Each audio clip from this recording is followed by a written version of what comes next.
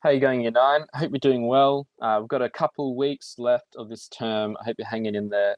Do your best to try to stay in routine and keep going. Overall, been happy with how we've been going this term. So well done, guys. We're sort of getting towards the end of our probability unit. We're looking today at conditional probability. So what conditional probability is, it's basically when you add a condition to a particular event that can change the probability. Okay, now these added conditions can sometimes reduce the sample space of all the available options and therefore will change the probability. Okay, so if we consider what the sample space was and then what it became, that can help us visualize why these conditions change probabilities. Okay, we're just going to look at one example that will help you with your textbook work, and then we're going to look at another example of a question that's vaguely related to conditional probability. You may have heard it before, but let's just do this first example first.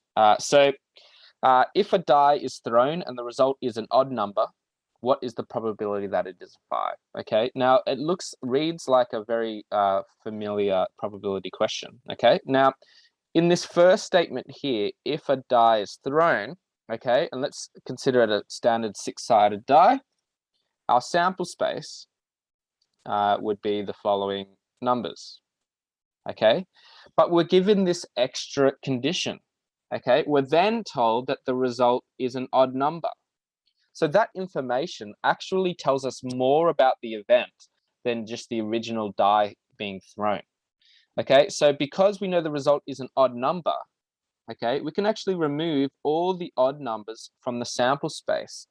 Okay, so the new sample space is just going to have these following numbers in it.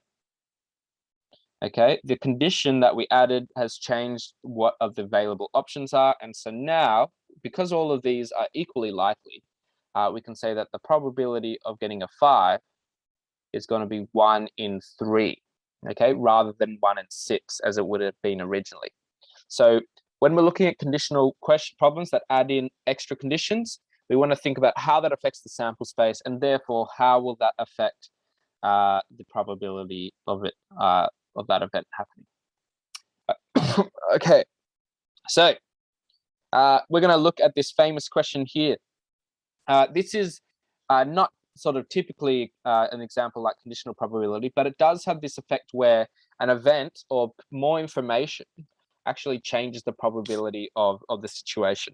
Okay, so you may have heard it, the Monty Hall program. It's named after a game show host. And basically on this game show, you're given the choice, as you can read, there's 3 doors. One has a car, 2 has goats. Okay, so the car one is obviously the more valuable one, and you get to open the door and get the prize of whatever's behind the door. Okay, so first of all, you get to pick a door. You're not told whether or not you've won the car yet or not, but instead, the game show host, who knows what's behind each door, then shows you behind another door that you didn't pick a goat. Okay, and then he asks you, would you like to change your door? Would you like to say change from door 1 to door 2? After he's revealed in door 3 that there's a goat there. Now, often people say, well, it doesn't matter, okay? You might as well just stick to your original vote. Wouldn't it be such a feels bad if you picked the car and then changed your answer afterwards and got the goat? Might as well just stick to your guns, okay? However, the probability actually changes due to the game show hosts showing you what's behind another door, okay? So in this original scenario, you've got a 1 in 3 chance of getting the car, okay? There's 3 doors, one of them has a car, it's a 1 in 3 chance, okay? But, okay, if the game show host reveals a goat behind another door, okay, then you've got to think about what your options are after this has happened. So if you chose the car, then you could either keep and stay on the car, or you could change and get the goat. If you originally chose the goat, you could change to stay in the car, or you could keep it to stay on the goat. Okay, so if you think about all the sample size of all the available options, it actually is going to help us understand the true probability of the question. So let's look at this diagram down here. So this sample size, okay, of the original choice is the original 1 in 3 probability. Okay, but if we think about all of our options after we've been shown that another door has a goat, if we originally had a goat, then we could change to either, or we could stay for goat, or we could change to car. Okay, if we originally chose the other goat and the other one was veal, we could change to goat, stay on goat or change to car. And if we did chose the car, we could either stay on goat or change on car, or stay on car or change to a goat. And if we look at the sample size here,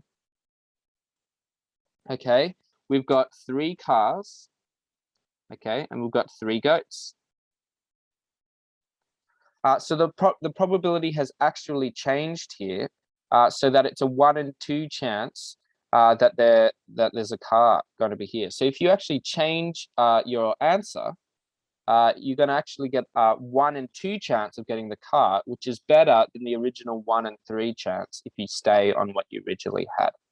So the strange thing about the Monty Hall problem is because you're given more information, okay, suddenly your probabilities change if you were to change your answer because you know more information than you originally had.